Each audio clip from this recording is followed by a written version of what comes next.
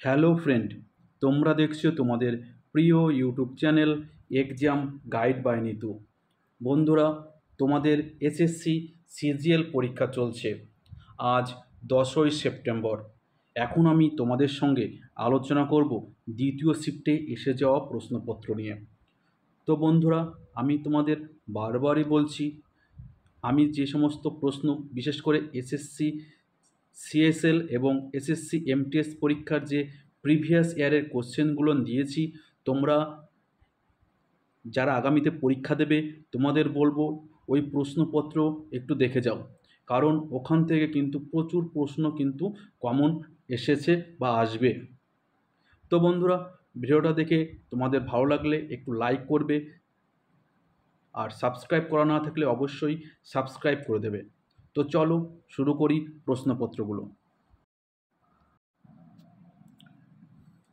পণ্ডিত রবিশঙ্কর 1999 সালে কোন পুরস্কার পেয়েছিলেন? পণ্ডিত রবিশঙ্কর। তো পণ্ডিত রবিশঙ্কর 1999 সালে ভারতরত্ন পুরস্কার পেয়েছিলেন। ভারতরত্ন ভারতের সর্বোচ্চ বেসামরিক পুরস্কার, যেটি 1994 সাল থেকে দেওয়া শুরু হয়। ভারতের সবচেয়ে সর্বোচ্চ বেসামরিক পুরস্কার এই ভারতরত্ন পুরস্কার, যেটি 1954 সাল থেকে দেওয়া হয়। পণ্ডিত রবিশঙ্কর একজন সেতার বাদ্যযন্ত্র বাদক শিল্পী। তিনি 1981 সালে পদ্মবিভূষণ পুরস্কার, 1967 সালে পদ্মভূষণ পুরস্কার, 1962 সালে সঙ্গীত নাটক একাডেমি পুরস্কার, এছাড়াও 2000 সালে ফ্রান্সের সর্বোচ্চ সিভিলিয়ান বা নাগরিক পুরস্কার লিজিয়ন অব দ্য অনার পুরস্কার পেয়েছেন। পণ্ডিত রবিশঙ্করের আত্মজীবনী my life my music, my life my music, এটি পণ্ডিত রবিশঙ্করের আত্মজীবনী। পণ্ডিত রবিশঙ্কর 12 মে 1986 থেকে 11 মে 1992 পর্যন্ত রাজ্যসভার সদস্য মনোনীত ছিলেন। ভারতীয় সংবিধানে কোন অনুচ্ছেদে মৌলিক কর্তব্য রয়েছে? তো সঠিক উত্তর হবে 51 এতে কিন্তু মৌলিক কর্তব্য লিপিবদ্ধ করা রয়েছে। আর যদি আমরা ভাগে দেখি, ভাগ 4-এর এতে, ঠিক আছে, 4-এর এতে কিন্তু মৌলিক কর্তব্য লিপিবদ্ধ করা আছে। 1976 সালে 42তম সংবিধান সংশোধনের মাধ্যমে শরণ সিং কমিটির সুপারিশের ভিত্তিতে, ঠিক আছে, শরণ সিং কমিটির সুপারিশের ভিত্তিতে মৌলিক কর্তব্য ভারতীয় সংবিধানে অন্তর্ভুক্ত করা হয়। তখন কিন্তু মৌলিক কর্তব্যের সংখ্যা ছিল 10টি, তখন বলতে 1976 সালে। আর বর্তমানে মৌলিক কর্তব্যের সংখ্যা হয়েছে 11টি, কারণ 86তম সংবিধান সংশোধনের মাধ্যমে 2002 সালে 6 থেকে 14 বছর বয়সী শিশুদের বাধ্যতামূলক শিক্ষাদান, এটি কিন্তু মৌলিক কর্তব্যের মধ্যে অন্তর্ভুক্ত হয়েছে এবং এখন মৌলিক কর্তব্যের সংখ্যা হয়েছে 11টি। কোন বছর থেকে আধুনিক অলিম্পিক শুরু হয়েছিল? তো সঠিক উত্তর হবে 1896 সালে গ্রিসের এথেন্সে। 1896 সালে গ্রিসের এথেন্সে প্রথম আধুনিক অলিম্পিক শুরু হয়। আন্তর্জাতিক অলিম্পিক কমিটি বা আইওসি গঠিত হয়েছিল 23 জুন 1894 সালে। এর সদর দপ্তর অলিম্পিক হাউস, লুসান, সুইজারল্যান্ড। তো আইওসির সদর দপ্তর কোথায়? তো আইওসির সদর দপ্তর সুইজারল্যান্ডের লুসানে। আইওসির বর্তমান সভাপতিকে টমাস বাখ। আন্তর্জাতিক অলিম্পিক কমিটির বর্তমান সভাপতি টমাস বাখ। অলিম্পিকের নীতিবাক্য কি? সিটিয়াস, অল্টিয়াস আর ফর্টিয়াস। সিটিয়াস, অল্টিয়াস এবং ফর্টিয়াস, যার ইংরেজি অর্থ হলো ফাস্টার, হায়ার এবং স্ট্রঙ্গার। ফাস্টার, হায়ার এবং স্ট্রঙ্গার। অলিম্পিকে মোট 5টি রং 5টি ভিন্ন মহাদেশকে নির্দেশ করে। অলিম্পিকের 5টি রিং রয়েছে। এই 5টি রিং 5টি রঙের। এই 5টি রং বিভিন্ন মহাদেশকে নির্দেশ করে, যেমন হলুদ রং এশিয়া, কালো রং আফ্রিকা, নীল রং ইউরোপ, লাল রং আমেরিকা এবং সবুজ রং অস্ট্রেলিয়া মহাদেশকে নির্দেশ করে। মিড ডে মিল যোজনা প্রথম কোন রাজ্যে চালু হয়েছিল? মিড ডে মিল যোজনা মিড ডে মিল যোজনা প্রথম কোন রাজ্যে চালু হয়েছিল? তো মিড ডে মিল যোজনা প্রথম চালু হয়েছিল তামিলনাড়ুতে। ভারতের তামিলনাড়ুতে প্রথম মিড ডে মিল যোজনা চালু হয়েছিল। তামিলনাড়ুর তৎকালীন মুখ্যমন্ত্রী কে কামরাজ শিশুদের পুষ্টির অবস্থা উন্নত করতে এবং স্কুলে উপস্থিত বাড়াতে একটি পাইলট প্রকল্প হিসাবে শুরু করেছিলেন এই মিড ডে মিল যোজনা। তো মিড ডে মিল যোজনা প্রথম কোন রাজ্যে চালু হয়েছিল? তো ভারতের তামিলনাড়ু রাজ্যে। এ ইউ কোন ধাতুর রাসায়নিক চিহ্ন? এ ইউ, তো এ ইউ হচ্ছে সোনার রাসায়নিক সংকেত বা চিহ্ন, ঠিক আছে?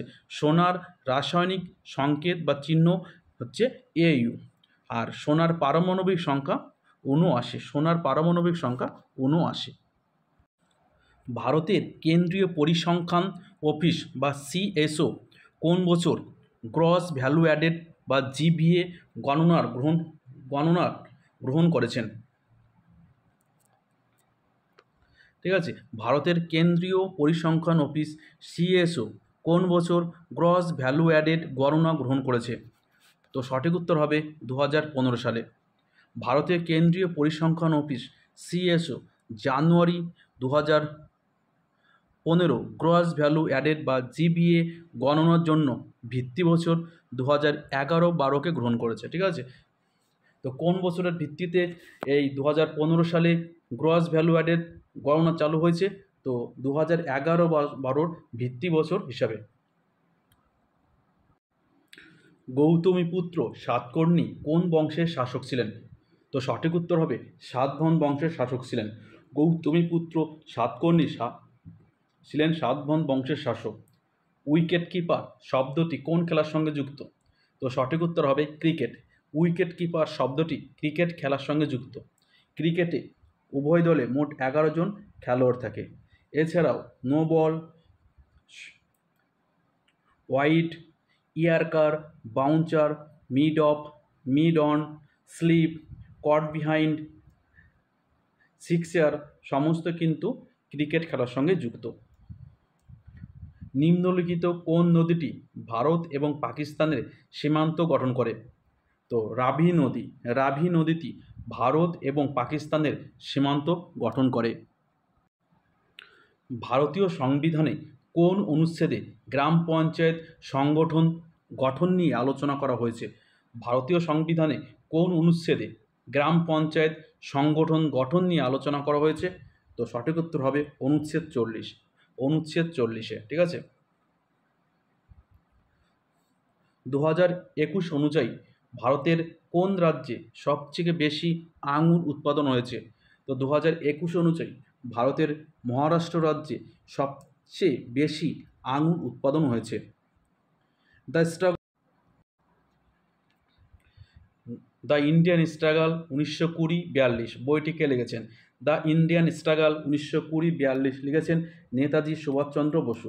নেতাজি সুভাষচন্দ্র বসুর বই দ্য ইন্ডিয়ান স্ট্রাগল 1920-42।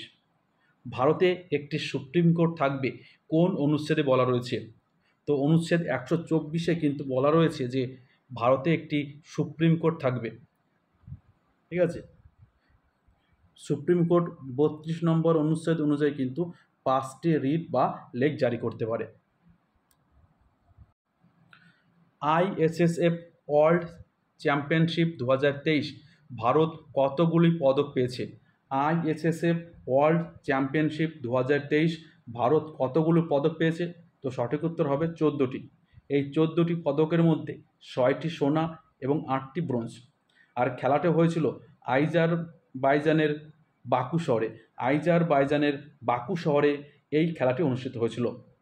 হরেলা উৎসব কোন রাজ্যের উৎসব? এটা কিন্তু আমি এসএসসি জিডি কনস্টেবলের প্রিভিয়াস ইয়ারের কোশ্চেনে বলে দিয়েছি। তো হরেলা উৎসবটি উত্তরাখণ্ডের উৎসব। এছাড়াও হিমাচল প্রদেশের কিছু অঞ্চলে হরেলা উৎসব পালন করা হয়। ইসলাম ধর্মের উৎপত্তি কোন দেশে? তো ইসলাম ধর্মের উৎপত্তি আরব দেশে।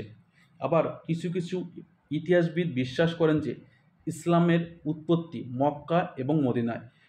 কিছু ইতিহাসবিদ মনে করেন যে ইসলামের উৎপত্তি মক্কা এবং মদিনায়।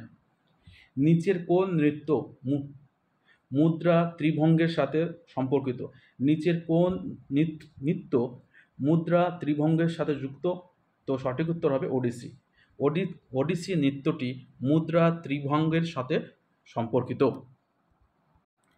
নিম্নলিখিত কোনটি শীতল রক্তের প্রাণী? তো দেখো, শীতল রক্তের প্রাণীর উদাহরণ হলো কচ্ছপ, সাপ, টিকটিকি, কুমির, মৌমাছি, ব্যাঙ। এই সবাই কিন্তু শীতল রক্তের প্রাণী। কচ্ছপ, সাপ, টিকটিকি, কুমির, মৌমাছি। কোন জলাশয়ে সর্বোচ্চ লবণাক্ততা রয়েছে? তো সঠিক উত্তর হবে তুরস্কের লেক ভ্যান। তুরস্কের লেক ভ্যানে সর্বোচ্চ লবণাক্ততা রয়েছে। এখানে লবণাক্ততার পরিমাণ 330%। এরপরে রয়েছে ইসরায়েলের মৃত সাগর বা ডেড সি। এখানে লবণাক্ততার পরিমাণ 240। তো মৃত সাগর বা ডেড সির লবণাক্ততার পরিমাণ 240% এবং তুরস্কের লেক ভ্যানের লবণাক্ততার পরিমাণ 330%। তো বন্ধুরা, ভিডিওটা এই পর্যন্তই। ভিডিওটা ভালো লাগলে লাইক করবে, শেয়ার করবে, আর সাবস্ক্রাইব করা না থাকলে অবশ্যই সাবস্ক্রাইব করে দেবে। ধন্যবাদ।